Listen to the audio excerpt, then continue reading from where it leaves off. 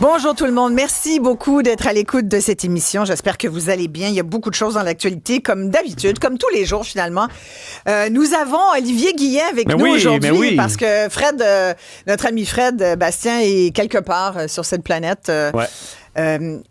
Une petite souris me dit qu'il est à l'agence spatiale. Oui, c'est exact. Hein, c'est exact. Ça fait longtemps. Je pense que ça va faire de l'animation, un truc qu'il avait déjà prévu depuis. Peut-être un cours d'astronaute. Peut-être. On ne sait pas. Merci d'être là, Olivier. Ça fait plaisir. Merci. Content d'être là. Merci, Florence Lamoureux. Merci, Florence, d'être là. Merci à toute l'équipe. Merci à vous, surtout. Et j'en profite pour vous dire merci de votre générosité. Nous avons eu Dominique hier dans notre discussion sur la retraite et sur la capacité, ou plutôt l'incapacité de plusieurs retraités à boucler leur fin de mois. Et Dominique témoignait de sa situation. Et on a parlé, entre autres, de son chien Fluffy. Et Dominique, qui avait de la difficulté puis qui a peu d'argent à la retraite, a touché beaucoup de nos auditeurs, dont certains qui l'ont contacté avec sa permission, bien sûr, et un peu de notre aide. Et donc, Dominique, aujourd'hui, va pouvoir avoir, en tout cas, au moins des croquettes pour Fluffy, son chien, et on prendra de ses nouvelles régulièrement. Mais je voulais en profiter pour vous remercier de votre générosité parce que des fois, on se demande, quand on regarde ce qui se passe dans l'actualité, on a l'impression que les gens perdent un peu d'humanité par la force des choses parce que tout nous gosse, fait qu'à un moment donné, on a envie de gosser quelqu'un à notre tour. Je sais pas si c'est ça qui se passe, mais tu sais, je donnais une barre tendre à un itinérant à la lumière ce matin, OK? Et sincèrement, c'était rouge. L'itinéraire, je baisse ma vitre, je lui tends la barre tendre, j'avais juste ça. Il est en train de la prendre. On a une petite interaction, on jase un peu, je lui demande comment il va, il me répond. L'autre en arrière, pressé, parce que ça a passé au vert entre-temps, vous comprenez? Et là, ça faisait comme un quart de seconde de notre vie qu'on a perdu. Mais il fallait qu'il klaxonne puis sincèrement, je pense qu'il m'aurait poussé dans le cul sa voiture si j'avais pas fini par avancer. J'ai quand même pris soin de remercier les... Voyez-vous le monde, comment ils sont rendus? Moi, ça me dépasse. Ça a le don de me starter, d'ailleurs, Olivier. Je vois ça, mais c'est normal. Écoute, c'est parce que je me dis, on peut-tu prendre 2 minutes? On peut-tu prendre le temps? Ça va être Noël dans quelques semaines. Puis là, on va tous se souhaiter bonne année, puis non, mais même pas capable d'arrêter 3 secondes à la lumière. Prendre le temps ou peut-être de se mêler de ses affaires aussi. Tu sais, parfois, on voit une action de bonté, tu donnes une barre tendre et après ça, on tente d'amener de la haine à travers ça. Moi aussi, c'est une chose que je déplore énormément. Moi, j'ai envie de dire... D'ailleurs, j'ai dit, calme-toi, champion, là, puis bon... Voilà. Alors, écoutez, là-dessus, merci encore à tous ceux qui ont été touchés par le témoignage de Dominique. On aura l'occasion de prendre de ses nouvelles régulièrement. Puis n'hésitez pas à nous faire part d'ailleurs de vos commentaires. Olivier est là aujourd'hui. Vous pouvez nous appeler au 1877 et tout. 827-2346. Voilà, c'était pour te pratiquer. Je l'ai appris par cœur. Ben oui, pas le choix. C'était pour te pratiquer. Et les textos, bien sûr. Au texto, bien entendu aussi. Écoutez, là, en ce moment, je vois, tu as parlé de Dominique et Fluffy. Là. Oui. Wow, tu es fine, contente pour Madame Dominique et Fluffy. Il est en train de faire ses mèches Fred Bastien en mode, on tente de se demander c'est qui la personne avec la voix peut-être un peu moins testiculaire, comme dit Richard Martineau. Donc, n'hésitez vraiment pas à nous écrire et on va être prêt à vous répondre. Et nos textos. Oui, vas-y, Flo. Hier, j'ai essayé de l'appeler toute l'après-midi parce que j'attendais évidemment que je voulais avoir son OK avant de communiquer avec nos auditeurs pour leur donner son numéro. Puis j'essaie de l'appeler toute l'après-midi, puis la ligne est occupée. Puis là, je me suis mis à avoir un moment de stress, disant « Oh mon Dieu, est-ce que je me suis trompée dans un chiffre en notant son numéro? » Puis finalement, il est 8 heures, je réussis à la joindre. Puis là, bien évidemment, elle me reconnaît pas. Ça a pris une couple de minutes avant qu'elle se rappelle. Je pense que cet après-midi, d'avoir parlé avec toi hier après-midi, ça l'a secoué beaucoup, le témoignage qu'elle a donné. Puis quand je lui ai dit que des auditeurs allaient l'appeler, elle s'est mise à pleurer. Oh. Elle n'en revenait pas, que des gens soient autant gentils. Puis ça me rassure, moi, de voir qu'on a des gens comme ça qui nous écoutent, qui écoutent l'émission, qui veulent donner. Exact. Il y en a même un qui va lui fournir la nourriture pour son petit chien pour le reste de sa vie. Pour le reste de la vie de Fluffy. Le reste de la vie de Fluffy, il va lui envoyer des sacs de croquettes. C'est trop gentil. Donc, ouais. Ben, merci encore. Et c'est là où ça met quasiment la table un peu, parce que c'est en lien avec notre prochain sujet. Vous avez entendu le ministre, sans doute Bernard Drinville, ministre de l'Environnement, de la lutte contre les changements climatiques, nous parler des nouvelles cibles du gouvernement. Et là, encore une fois, puis on va l'avoir en entrevue à l'instant, je vais vous demander, est-ce que vous croyez que l'économie doit toujours primer sur l'environnement? Parce que c'est un peu encore, j'ai l'impression, ce qu'on essaie de nous passer. Mais on va en discuter tout de suite avec le ministre lui-même. Bernard Drinville, bonjour. Allô? Ça va? Comment ça va? Veux-tu que je te laisse répondre à ton texto, Bernard? Ça va? T'es toute prête? Oui? Je suis prêt. Parfait. Toujours prêt. Alors, Bernard Drinville, merci de prendre le temps. Député de Lévis, ministre de l'Environnement, de la lutte contre les changements climatiques, de la faune et des parcs. Alors, il y a beaucoup de verre là-dedans. Et Bernard, j'ai envie de te dire, d'abord, tu vas nous rappeler un peu ce que tu essayes de faire, puis après, on en discutera. Mais déjà, j'ai l'impression qu'on brandit, au gouvernement Legault, on brandit l'épouvantail économique pour justifier un possible recul des cibles climatiques. Est-ce que c'est ce qui se passe en ce moment, Bernard? D'abord, la décision n'est pas prise. Mm-hmm. Mais si tu me permets, Isabelle, ou si vous me permettez, Isabelle, on peut dire tu, là, la dernière fois, on était à tu, on expliquait aux gens qu'on avait déjà été collègues, okay. Alors, on va continuer avec le tu. J'en ai contre le mot épouvantail que tu as utilisé, là. J'ai fait exprès, cher Bernard. Isabelle, tu sais très bien ce qui s'est passé avec Trump. Il a fait sauter tout ce qui est politique pour le climat, l'électrification des transports, les énergies vertes. Carney a suivi, il a fait sauter la taxe carbone, il a fait sauter la cible pour l'électrification des voitures. La Colombie-Britannique vient de faire la même affaire. L'Ontario veut faire sauter sa cible de réduction des GES. Ça, c'est nos concurrents, là. Les gens des provinces canadiennes puis les États américains, ce sont nos concurrents. Alors nous, au Québec, ce que je dis, moi, c'est qu'il faut rester des leaders dans la lutte contre les changements climatiques parce qu'on doit ça à nos enfants puis aux générations futures. Mm-hmm. Mais on peut pas faire ça, on peut pas se donner des cibles sans tenir compte des efforts qu'on impose aux Québécois, sans tenir compte du coût économique et du coût en emploi qui pourrait découler de ces cibles-là. Et là, la cible qu'on s'est donnée, c'est moins 37,5 % de GES d'ici 5 ans, 2030. Ouais. OK? Alors, 37,5, on a la moitié du chemin de fait. En 30 ans, on a diminué de 19 % nos GES. Il reste un autre 18,5 % à faire. Mm-hmm. Mais pas en 32 ans, en 5 ans. Et moi, ce que j'ai dit, c'est que mon mandat, oui, c'est de protéger l'environnement, mais mon mandat, c'est aussi de protéger les emplois.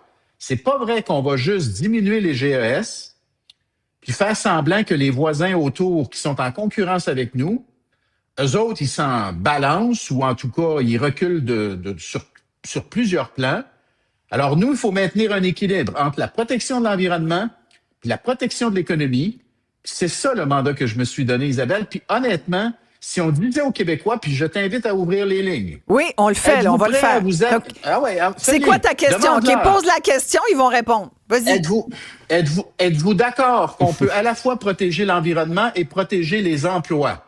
Ou encore plus précisément, oui, parce que ça, c'est moyen comme question, M. le ministre. Alors, reprends-toi, tu as déjà fait mieux. Êtes-vous d'accord pour qu'on protège l'environnement et les emplois ensemble? OK. Moi, j'allais dire, tu vois, est-ce que vous seriez plutôt... Parce que j'aurais pu être Isabelle Maréchal, j'aurais pu être un peu plus crapaud dans ma question.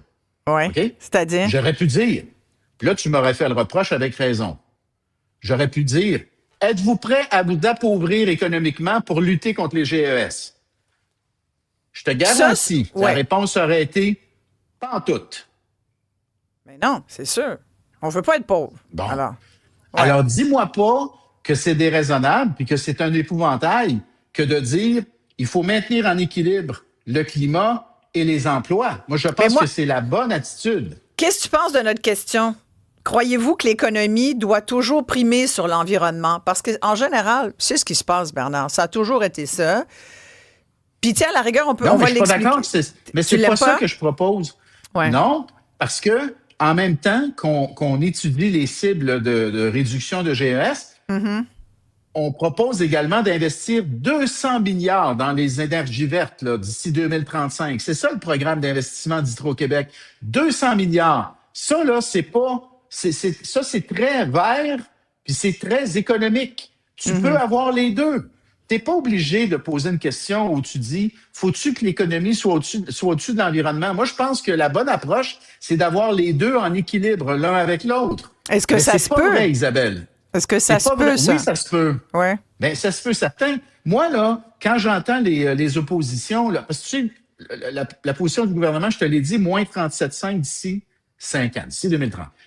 Le PQ et les libéraux, eux autres, ils disent pas assez, il faut baisser GES de 45 % d'ici 2030. Puis QS, eux autres, pour ne pas être en reste, ils disent non, 45, c'est pas assez, 55 %. Fait que tu comprends? C'est parce qu'ils ont très chaud à QS en ce moment, c'est pour ça. Là, tu leur dis, OK, vous voulez proposer une cible encore plus exigeante? Ouais. Dites-nous comment vous allez l'atteindre. Ouais. Dites-moi là, quel est le coût économique. Dites-moi qu'est-ce que vous allez imposer comme mesure. Par exemple, le 37,5, là. Oui. Le 37,5, là, qui est notre politique officielle, là. Dans le document qu'on a déposé là, pour la consultation, on donne des exemples de coûts économiques pour l'atteindre. Par exemple, demander au secteur de l'aluminium de baisser de 10 %, de plus de 10 % sa production. Tu iras dire ça aux gens du Saguenay-Lac-Saint-Jean, Isabelle Maréchal, qui est frappé déjà par un tarif de 50 % sur l'aluminium, va leur dire que pour atteindre la cible de 37,5, il faudrait qu'ils diminuent en plus la production d'aluminium de plus de 10 %. Mais je dis pas que tu as complètement tort, là, Bernard. J'essaie juste de comprendre le lien toujours avec... C'est pour ça que je parlais d'épouvantail économique, parce que c'est plutôt dans le discours. Après, on peut... Moi, j'aime l'idée qu'on se mette des cibles réalistes, parce que des cibles inatteignables, ça aide personne, ça fait juste nous décourager. Bingo. Mais en même temps, à chaque fois, on dit ça va nous coûter des emplois si on le fait pas. Je cherche le lien avec les emplois. Je me trompe ou te dis une cible trop ambitieuse coûterait jusqu'à 38 milliards aux Québécois. Ça sort d'où ces chiffres-là? Et combien d'emplois? Pourquoi on perdrait des emplois? Parce qu'on n'aurait pas certains projets? C'est ça? Parce qu'on irait trop vite. Parce que ceux qui défendent une action climatique, appelons ça ambitieuse, ont raison de dire que sur la durée, au fur et à mesure où on va faire la transition, oui, il va se créer des nouveaux emplois, c'est sûr. Mais quand je te disais tout à l'heure, ça nous a pris 30 ans à faire la moitié du chemin. Puis là, il faudrait faire l'autre moitié du chemin en 5 ans. Moi, ce que je dis, c'est que c'est très rapide et que oui, il y a un coût économique lié à ça. Je suis pas en train de t'annoncer une décision. Je suis pas en train de te dire qu'on va reculer. Je suis en train de te dire factuellement, ça va être très exigeant. Et le 38 milliards, il vient de là, il vient du document qui a été déposé. Encore une fois, c'est pas moi qui l'ai écrit, c'est les fonctionnaires qui sont spécialisés sur cette question-là. Ils ont évalué combien ça coûterait si on atteignait la cible d'ici 5 ans et ils l'ont évalué, le coût, c'est 38 milliards. Alors, moi, tout ce que je dis... Et c'est ça que j'appelle un épouvantail économique, tu comprends? Parce que là, les gens vont dire, OK, ben là, on n'a déjà pas d'argent. Mais non, mais dans le 38 milliards, il y a la baisse de production d'aluminium. Dans le 38 milliards, il y a une augmentation de la taxe sur l'essence. Dans le 38 milliards, il y a réduisez le kilométrage que vous faites avec votre voiture à essence. Ben oui. Je te garantis, Isabelle, là, si on arrive puis on dit aux Québécois, la lutte contre les changements climatiques vous impose des sacrifices, entre guillemets, X, Y, Z, et que ces sacrifices sont jugés déraisonnable par les Québécois, on ne gagnera pas des appuis dans la lutte contre le changement climatique. On va en perdre. Oui, c'est sûr. Alors, c'est pour ça que je nous en appelle à un équilibre, à être raisonnable. Moi, je ne veux pas abandonner la lutte au GES, Isabelle. Voyons donc.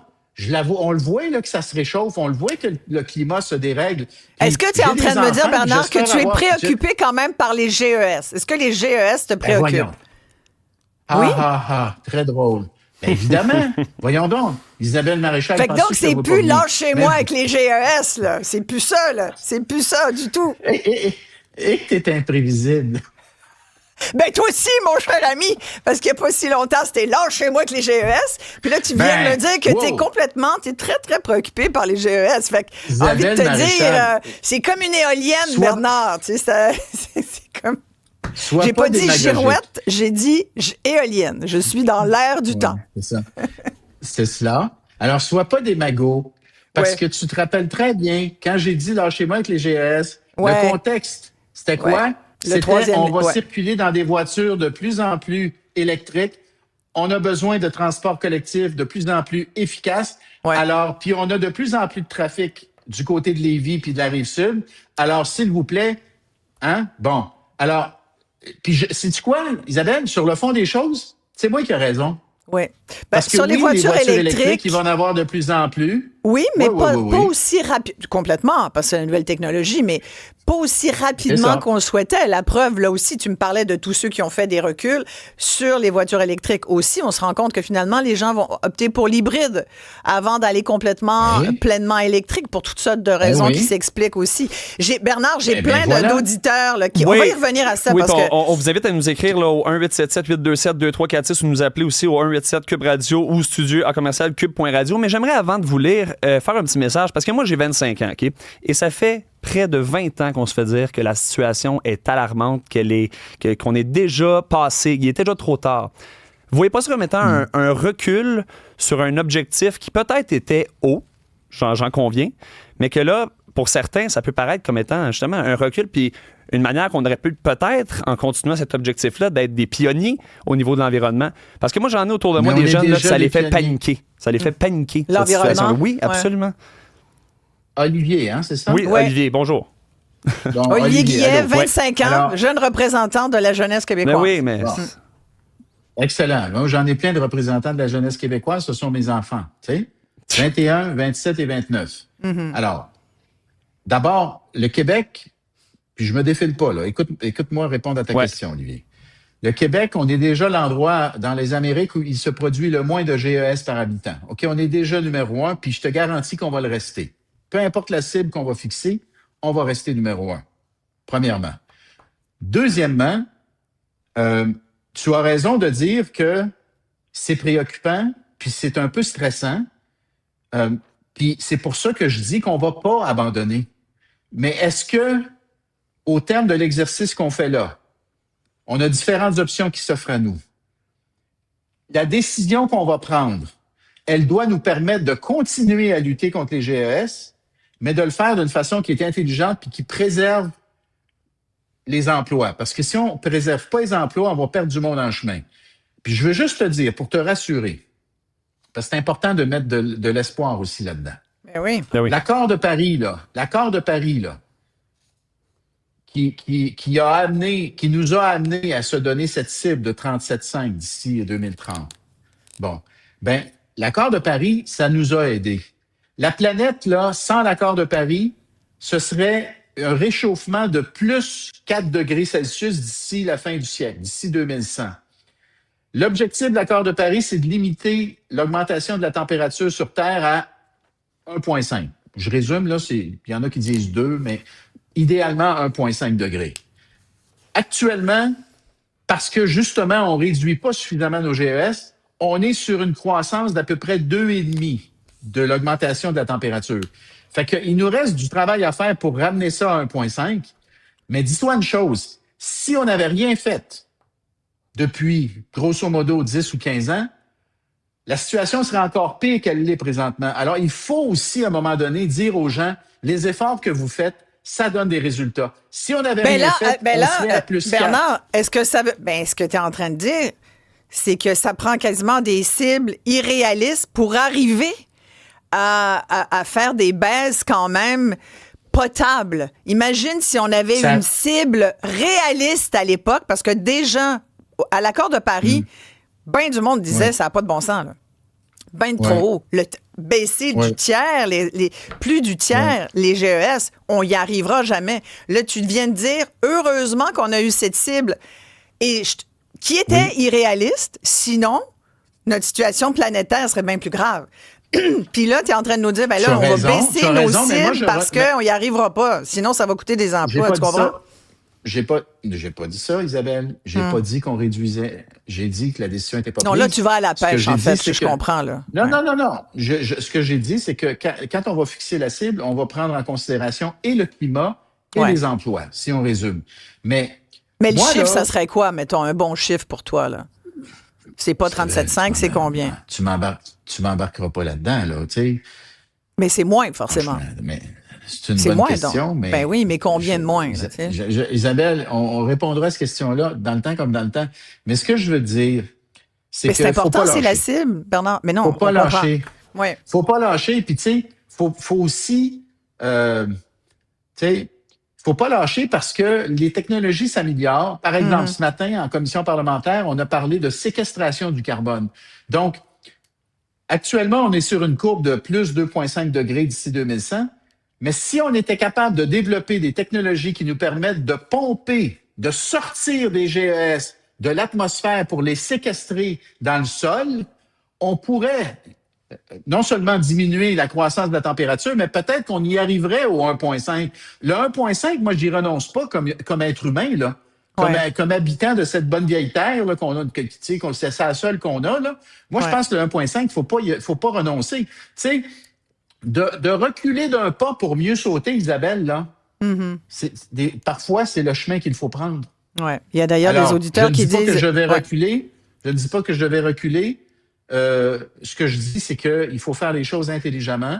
Puis je pense sincèrement qu'il y a moyen de protéger et l'environnement et les emplois. Et qu'est-ce qu'ils disent, les gens qui t'écoutent, là? Sont-ils d'accord? Alors, Olivier? Ben, écoutez, on a beaucoup de gens qui peuvent être aussi en accord comme en désaccord. Tu sais, ici, on a Janine de Québec qui dit l'environnement doit passer en premier. On peut créer des emplois en recyclage, en économie circulaire. Sans environnement, nous ne survivrons pas et ça revient quand même assez souvent.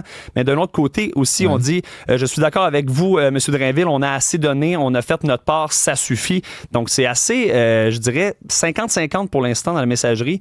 Mais de toute évidence, c'est un débat qui est loin d'être terminé. Oui, il y a un auditeur qui dit on commence à être pas mal tanné d'entendre parler du climat.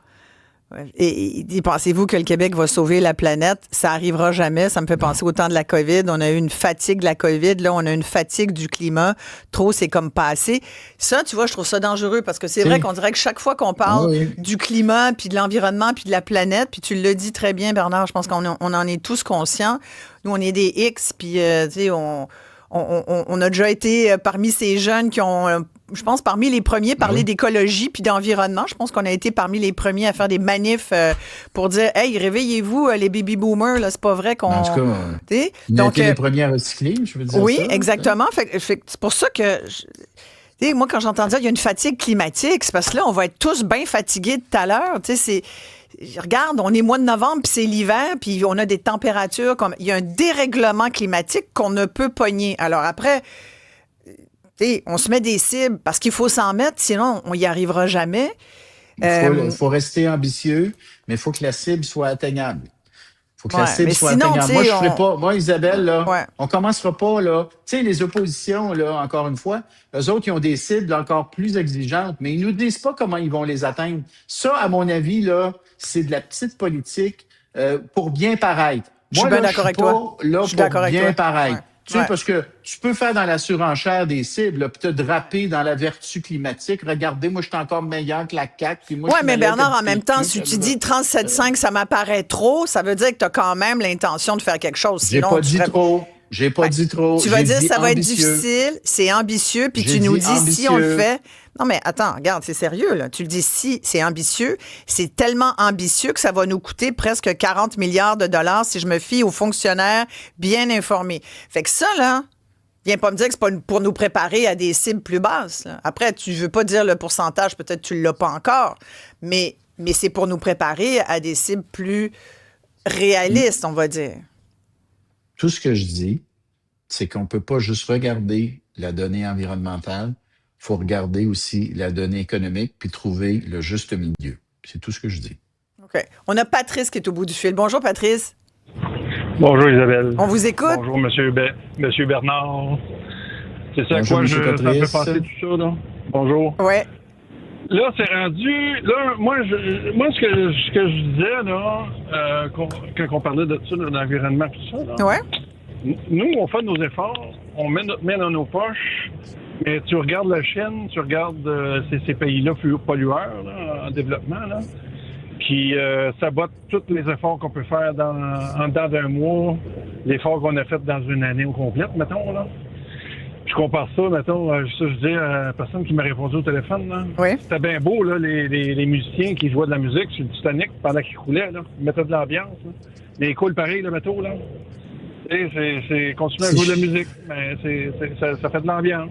C'est juste ça qui est plate, parce que moi, je me dis, moi, je mets mes efforts, moi aussi, mais je crois à ça, là, je suis pas complotiste sur l'aspect de l'environnement. Ouais. Mais si je vous dis, Patrice, que vous aviez peut-être raison avec ce commentaire il y a une certaine époque, mais aujourd'hui, on vante beaucoup la Chine comme étant un modèle, un leader mondial, entre autres dans les technologies vertes. L'éolien, le solaire, les véhicules électriques à des coûts beaucoup moindres, d'ailleurs, que ceux qu'on paye ici.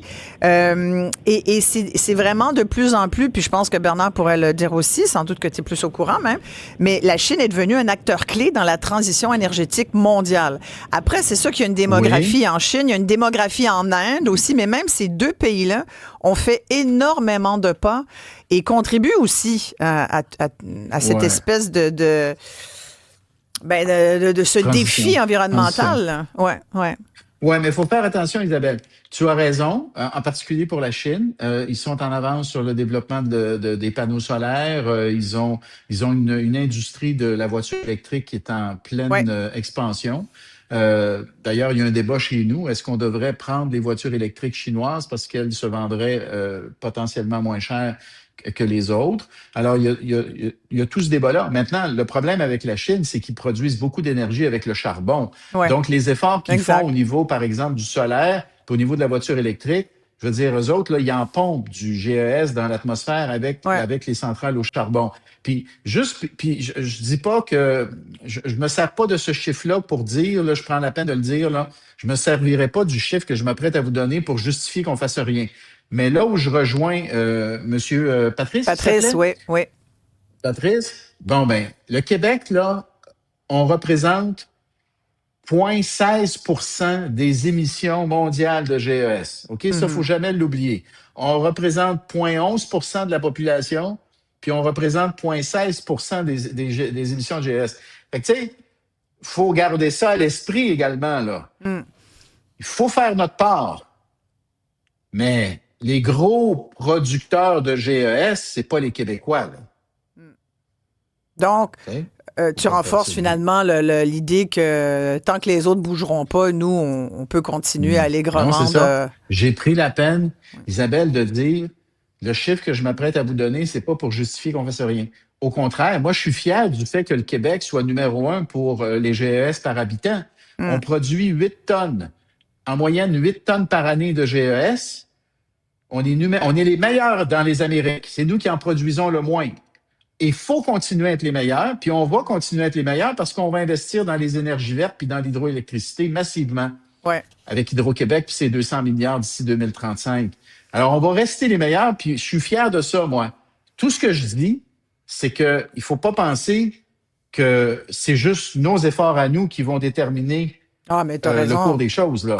Il y a des grands joueurs industriels qui, eux autres aussi, doivent faire leur part si on veut y arriver. Là. On s'était parlé lors de la dernière entrevue qu'on a fait ensemble, Bernard, du fait que le premier ministre Legault t'a demandé quand même de justement considérer l'économie et de rendre le ministère de l'Environnement plus agile au niveau des permis, entre autres, l'acceptabilité sociale. Ça reste quelque chose d'important pour toi parce qu'il y a tout le débat, puis on a vu la présidente d'Hydro-Québec, à Tout le monde en parle dimanche. Il y a tous les projets d'éoliens qui font beaucoup tiquer les gens. Moi, je pense que les éoliennes, tu sais, ça a déjà été beau, mais quand on a plein dans un paysage, ça a quand même la capacité de détruire quand même des paysages qui font partie de notre valeur ajoutée à nous au Québec. Tu sais, et j'ai lu plein d'études documentant le fait que les plus grands vents sont, par exemple, en plein milieu de l'océan ou là où il y a des barrages. Et d'ailleurs, Roy Dupuis le suggérait qu'on mette les éoliennes non pas à la vue des populations locales près des grandes villes ou des grands centres ou dans les régions habitées, mais bien là où ça dérange pas le monde, finalement. Ta position là-dessus? Ben, ma position là-dessus, c'est que je comprends qu'il y ait des communautés qui soient pas enthousiastes. Maintenant, si on veut continuer à développer des énergies vertes, parce qu'on en a besoin pour notre développement économique, puis parce qu'on en a besoin pour lutter contre les GES, à un moment donné, il faut installer des éoliennes, il faut installer des panneaux solaires, il faut diminuer notre énergie, l'énergie qu'on consomme. Il faut, oui, migrer de plus en plus vers la voiture électrique. Je veux dire, il y a des efforts à faire pour y arriver. Mais est-ce que, tu sais, des éoliennes alors que les gens en veulent pas dans leur paysage, est-ce que... Ouais, mais regarde, je ne sais pas exactement de quel projet il s'agit parce qu'il y a beaucoup de projets d'énergie. Il y en a vraiment beaucoup, oui, effectivement. Bon, oui, mais c'est pas, comment dire, je pense qu'il serait inexact de dire que ça fait l'unanimité. Ça, c'est évident que ça fait pas l'unanimité. Mais de là à dire que la majorité est contre ces projets-là, il faudrait voir le projet parce qu'il y a des gains économiques. Je vais dire comme toi, ce n'est pas ce que j'ai dit. Ouais. Je vais dire comme toi, c'est pas ce que j'ai dit. Alors, les communautés où sont installées ces éoliennes-là, ils retirent des bénéfices économiques. Là, souvent, ils sont partenaires des projets. Ça leur permet d'aller chercher des revenus qui vont les aider par la suite avec les services qu'ils ont dans leur communauté, que ce soit les routes, que ce soit les services que tu veux recevoir d'une municipalité ou d'une MRC. Fait que on peut pas vivre juste avec les avantages. À un moment donné, il faut aussi vivre avec les désavantages des choix que nous faisons. Exactement. Tout à fait. Merci beaucoup, Bernard Drainville. C'était toujours intéressant de jaser. Merci beaucoup. Puis, je vous souhaite, je sais pas si on va se revoir, Isabelle, mais si on se revoit pas, je te souhaite... d'ici Noël, on va se faire une petite entrevue bilan environnement 2025. Ça te va-tu? Écoute, moi, on se book. Comme tu sais, je suis un gars ben open. Parfait. On se book, puis idéalement, ça serait bien que tu viennes en studio. Nos auditeurs adoreraient ça, n'est-ce pas, Olivier? Tout le monde te redemande. En effet. Puis là, ça fait jaser pas mal. Puis en concluant, on peut dire aussi que on a présentement André de Québec, il dit, il dit, excusez, je le cherche. Il dit, arrêtez de parler des GES, l'épicerie est assez chère, parlons d'économie. Il y a du monde vraiment présentement qui en ont plein le cul aussi, qu'on parle d'environnement. Voilà. Mais on va quand même continuer d'en parler. Puis après, nous avons André Bellil. Ça pourrait être intéressant pour toi de l'écouter, ce qu'André Bellil a à dire. Tu salueras, ça a été un homme important dans la lutte. Et d'ailleurs, André Bellil, il doit être très content, lui, que j'ai annoncé qu'on allait doubler la superficie du parc du Mont-Harford. Je suis pas mal sûr Bellil, mais ça, on t'a tous félicité là-dessus. Oui. Non, mais bravo. Oui. Bravo. Merci beaucoup, Bernard. Fait qu'on se reparle pour notre bilan environnement. Isabelle. Oui, bravo, Bernard. Isabelle a dit bravo, Bernard. OK, merci. Bravo, Isabelle. Merci beaucoup. On se permet une certaine légèreté puisqu'on on se connaît bien. Il faut bien que ça vaille la peine à un moment donné d'avoir été collègues et ça nous permet peut-être de pousser peut-être un petit peu plus loin dans le ton, en tous les cas. Effectivement, continuez de nous écrire là-dessus. Vous voyez que c'est intéressant parce que tout n'est pas vert ou rouge, par opposition à noir et blanc. Des fois, il y a des zones grises, puis ça vaut la peine de les expliquer. On aura le président de l'Association québécoise de lutte contre la pollution atmosphérique, quelqu'un qui connaît bien le dossier, qui a passé sa vie, en fait, depuis le début des années 80, à essayer de faire pression pour que les gouvernements enlèvent leurs ornières puis réalisent qu'il y a des changements climatiques qu'on ne peut pas freiner. On peut un peu quand même s'aider. André Bellil va nous dire comment il réagit par rapport à l'entrevue que vient de nous accorder Bernard Drainville avec vos commentaires au 1-877-827-2346. Est-ce qu'on doit toujours opposer économie et environnement? Vous me